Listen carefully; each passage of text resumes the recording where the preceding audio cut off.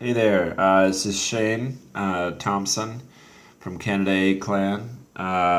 Just posting yet another video, trying to help out lower level members in my own clan on proper attack strategy to get those low level bases. I have not been playing my main very much recently, mostly due to time problems. I'm getting my masters right now, but eventually I'll get back in my main a lot more and I'll show some higher level attacks because it's getting pretty well leveled out now.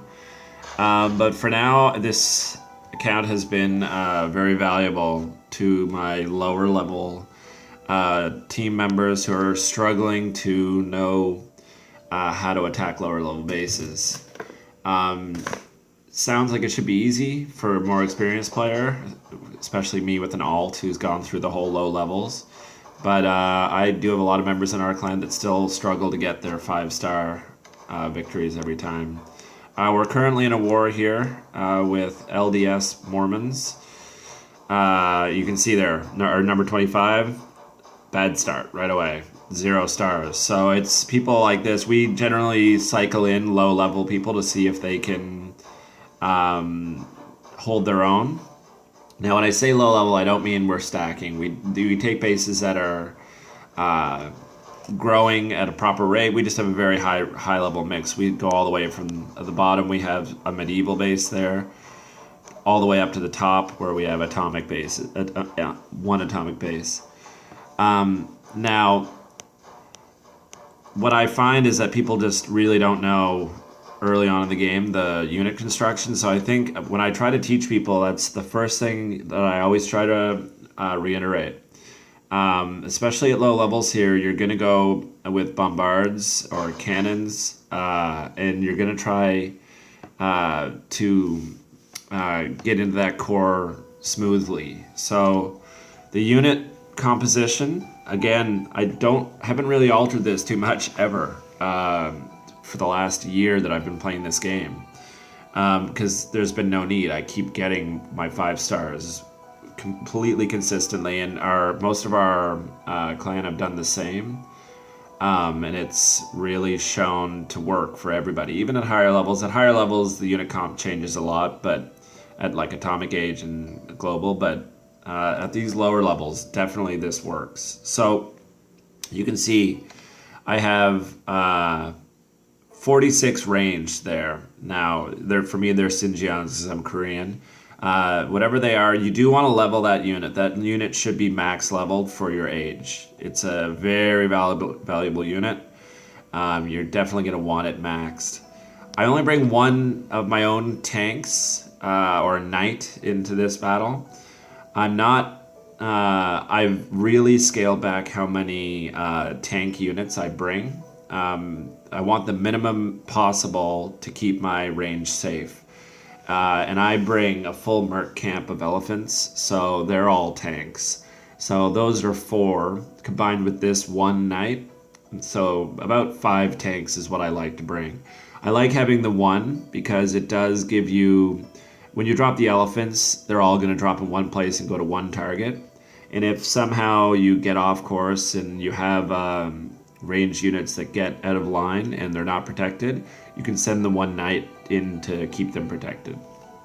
I only bring 1 wall breaker, but I do bring now 2 supply cards. I find that like you can go 1 supply card at this level. I went 1 supply card for a long time and it was doing fine, but I just like the safety net of having 2. It's a lot of DPS to lose, so you got to be sure you can DPS bases down. But we've currently got flamethrowers, so I don't really worry about DPS.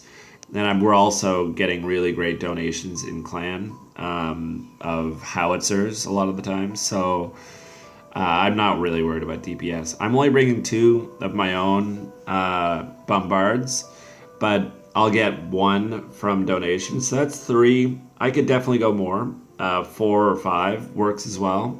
But I personally, at this level, just love having a lot of the Xinjiangs to go at the bases. So I'm going to scout out my war target now. I'm going to do a live war attack. I already took a quick look at it. I think I am 21 in our war. No. What am I? Yeah, there we go. 20. No, 19. So we're doing straight across for me, I think. Even if we are not, I kind of go as I go because a lot of the time our lower bases are asked to go lower, but I'm not one of the regular lower bases. I can always handle my mirror. I can actually generally go up 2 or 3 bases in the war. So I'll take a look at this 19, and I'll show you. One thing I did notice is a really key aspect of how I make my entry point. When I'm thinking of my entry point, so we've got here's the base here. You can see the castle's exposed over here. That's really tempting to go straight at the castle and just take it out, but I'm actually not going to. What I look for, this is a very easy base to enter. What I look for is I'm avoiding these cannons because they will take out my elephants in one shot, and that's what I'm trying to avoid. Early on, I want the tanks to live as long as possible. Later on, it's less important, but early on in the battle, these are the most important thing to avoid for your tank units. So if I were to enter here and my tanks were to bang up against this wall, this cannon would probably take out 2 or 3 of my elephants, and that would leave me really disadvantaged. Here as well, it would take a while for me to get to that cannon, but it would still get to me and start banging away at my big elephants.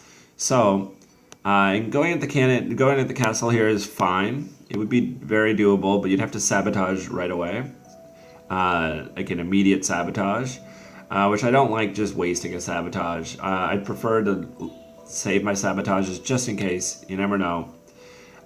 So what I found here, there's no long-range attacks, and look at this southern area. If I send my tanks in through this south, right down in here, then I'm going to be able to get right in there, and there's nothing to really take them down too much. They can just crash away and bash away through here without any resistance. And I can get all my units out behind them, and we'll probably come through the wall right about here, and let my units get into that town center. Now I'll be sabotaging. You should always be checking where you're going to sabotage to get the maximum amount of use, because if you don't think of that beforehand, you might get flustered in the actual battle and place them in the wrong place. So my sabotage, I think I will put one here and try to get this defense, and the town center. I really focus on the town center. I don't like it spawning. I don't have betrayals at this gunpowder level. So with no betrayal, and if they get a cannon out of there, an artillery, it could spell disaster for the whole battle. So I really am extremely careful about not letting the town center spawn. Not to say I never mess up and let it spawn, but I try not to. It's a main focus. So the first sabotage here, the second sabotage pretty quick right after. I don't know if I'll be able to get the town center with this one.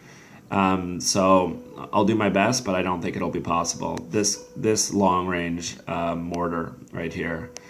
And that should be it. Like, this one's gonna be pretty easy. Later I'll have to save a sabotage for the castle. You definitely always want to save a sabotage if possible for that castle. And I might use another one up here on the other range and all these garrisons that are up here. This base doesn't look too hard.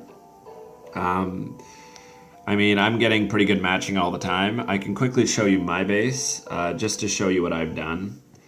And I really suggest this. If you're ever going to go up in age, get absolutely all of your offensive upgrades first. Hold off on your defense. Build your walls up with your money. Use it on library things as well as your walls. But you can see my base. I've still only got one catapult.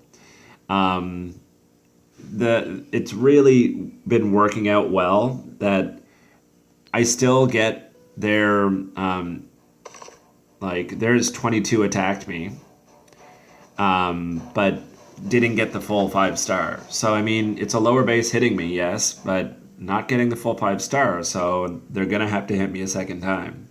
So, and if you look at my base, it doesn't look as weak as it really is because the walls are so high level that it looks like a more intimidating base than it might really be. I'm pretty close to starting to pop down all the rest of my defenses. I'm pretty much maxed out gunpowder. When I get to maxed gunpowder offensively, I'll start going on the defense. I've just got my second hero up to level 10. But I really suggest that to absolutely everybody. You need your offense to be way more advanced than your defense when you're initially going into a new age. Otherwise, you're going to get matching that's too hard, and you will not be able to contribute to the wars, and you're going to get frustrated, you're going to get sat from wars, and you're just not going to have fun. It's much more fun to be able to get those 5 stars and want to compete in the wars and not be intimidated by it. So right now, I'm getting that, just exactly what I said. I'm going to max out a few more walls, I think, but I'm pretty close to dropping down some more catapults and towers and garrisons and becoming more formidable defensively as well. But for now, this is good. Now, let's go back to that 19 and let's do this. I'll do a live attack right now. Make sure I've got everything. So like I said, I've got the elephants in the Mahout in the Merc camp. I've got my hero, level 10. Not the greatest hero. I still would, I don't know. I could get my heroes up a lot higher, I think. And I've got the artillery in the Alliance Gate. So I look ready to go. A few flamethrower army. I've got, of course, some of these extra tactics if I need them. I'm not going to use them though. You're really trying to save those as long as possible until we come up against a war that's a real big challenge. Okay, let's do this. So like I said, I'm going to aim for the south. I can send my tanks in pretty quickly, but I like to get ranged out early as well. So I'll 2-finger drop down at the bottom here. They're all coming in.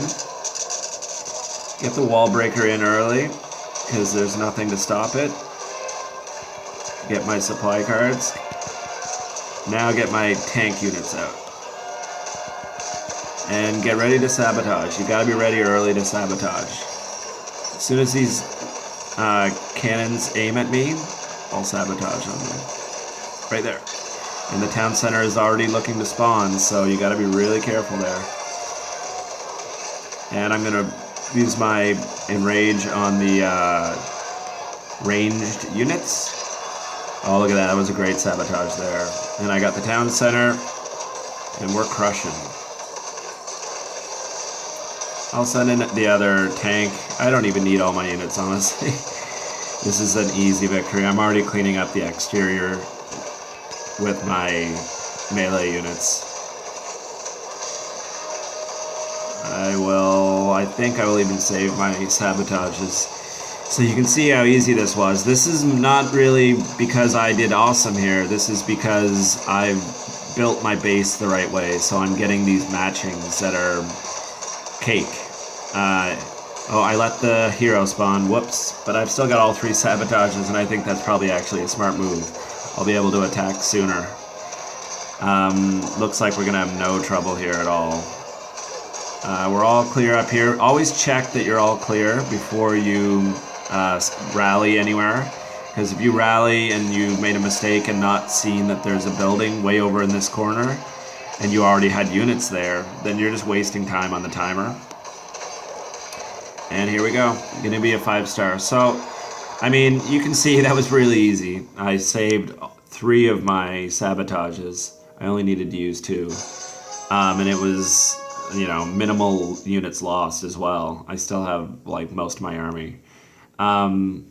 It really comes down to base construction, and if you're doing all your offensive skills first, then you're going to get matching like this. If you're finding that you're getting matches that are your mirror and they're way above your level, you've really messed up, and you should probably sit from wars for a while and build up your offense so that you can get the proper matching. It doesn't fix itself war by war. They're pretty good with their matching in this game. It's not a perfect system, but it really is based on, there's much more weight placed on your defensive buildings. So if you have high level defensive buildings, but not a great offensive, you haven't upgraded your barracks or your unit levels or your hero levels, all of those things, then you're just going to struggle to keep up with higher level bases. So that's my main suggestion if you're not getting the matching. I gave you my unit comp. I mean, I've made videos where I've shown that unit comp before. It's standard, I think, for low level. It's pretty foolproof if you're using that unit comp and kind of using it the way I explained. You should be able to get your 5 stars. If you're not, you might have a problem with your base design or your base growth.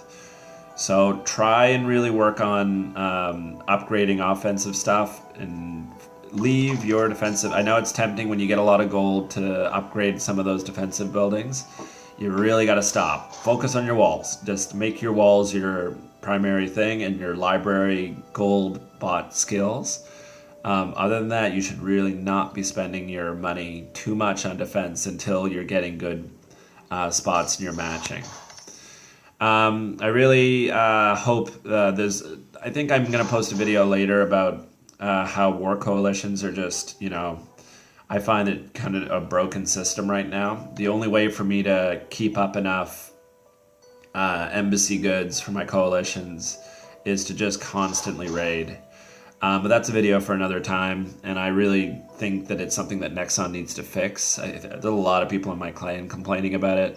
We have to sit wars all the time, our high-level members do, because they just can't keep up with the coalition goods, because we war every in sequence. So I really hope that Nexon will increase the drop rates on the war coalition's goods, but I don't think they're gonna. I think that they're pretty happy that few people are paying money for crowns, and that works out in the positive for them, and they're just not going to change the system.